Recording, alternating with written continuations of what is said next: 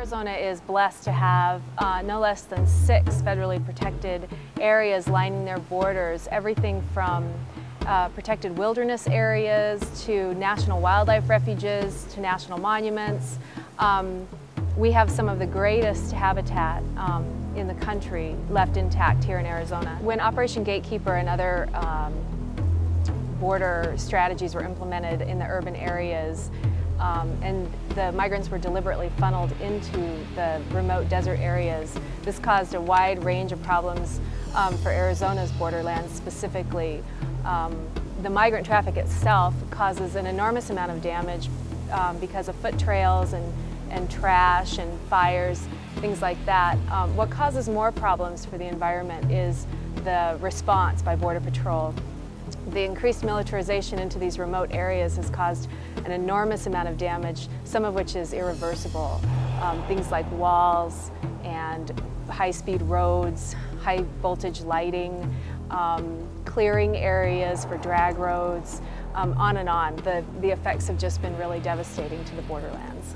With the increase in activities in these remote areas that are extremely fragile, and many of them are actually federally protected, the laws are being outright ignored at this point. If we get any compliance at all from the U.S. Border Patrol, it is inadequate at best.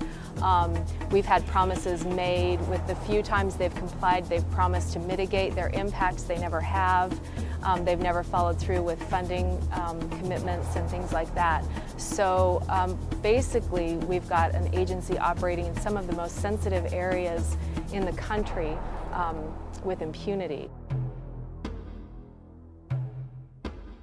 When folks are forced into the desert, many of the migrants coming through now are often from indigenous communities from the south. Many of them from Guatemala, from Chiapas, from Oaxaca, from areas that they're in no way prepared for the kind of crossing that they encounter here. Not heat-wise, not desert-wise. They never have enough water. They're not prepared for it. They're often abused many times along the way. And no matter how many Border Patrol you put out there, you don't have enough to save people. And we are having hundreds of people die every year. We need to shift the traffic out of the desert. Folks shouldn't be put in that situation where they're risking their lives for a job. Well, folks that don't live on the border don't understand what it means when you say militarization. They don't know that that actually means 15-foot steel walls and stadium lights and drag roads and patrols and checkpoints.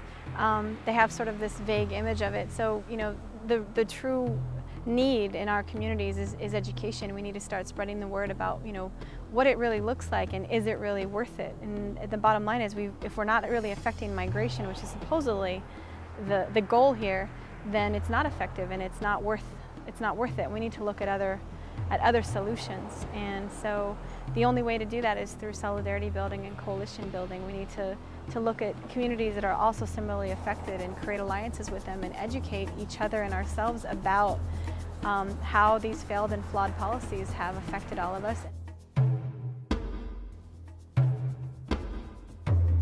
We rely heavily on our elders from Mexico, from Rio Yaqui, Sonora, Mexico, when we conduct our ceremonies. And the problem of that is getting our elders to cross the border, people that may not have the right documentation to obtain a visa or the resources to obtain a visa.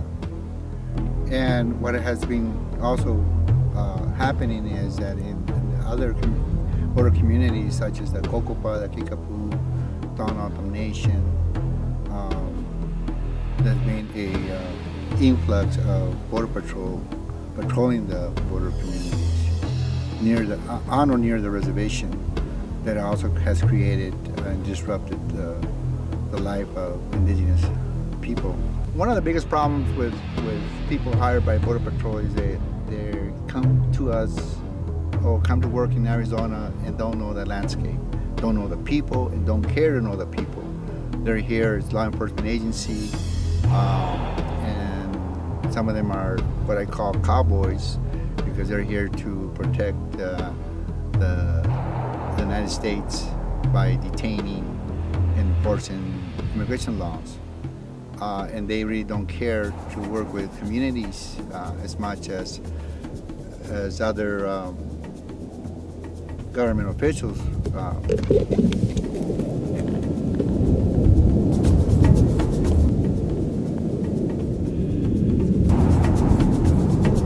Can you describe that rumbling we're hearing right now?